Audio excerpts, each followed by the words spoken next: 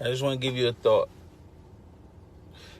And most people who are too ignorant to recognize their flaw or fault in anything, they will not agree with what I'm saying. They will be defensive. They will be angry. But people who have an open mind and can see things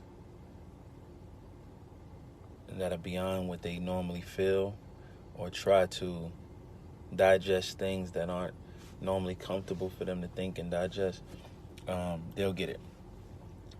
Before we judge any situation, any news headline, any accusation, before we judge that black man especially, we need to imagine that it's our brother. Like, imagine it's your blood brother who grew up in the same house with you and your mother and was raised and had the same daddy.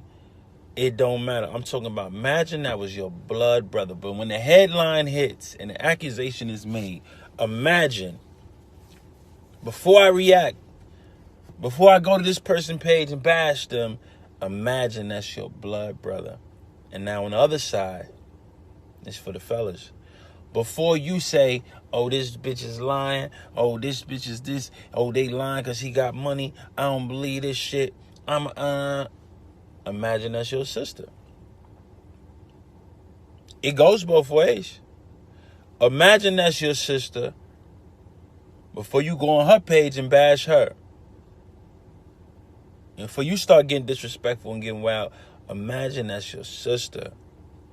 Imagine, ladies, that that's your brother. Because if it was your brother, you would say, give me a second before I go, that my bro wouldn't do this.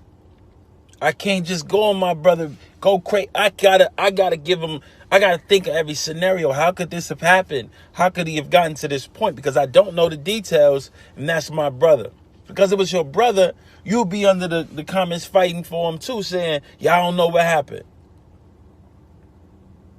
If it was your sister, you'll be under the comments fighting too, saying, y'all don't know what happened. So how about you take a second and you realize that it is your brother and it is your sister.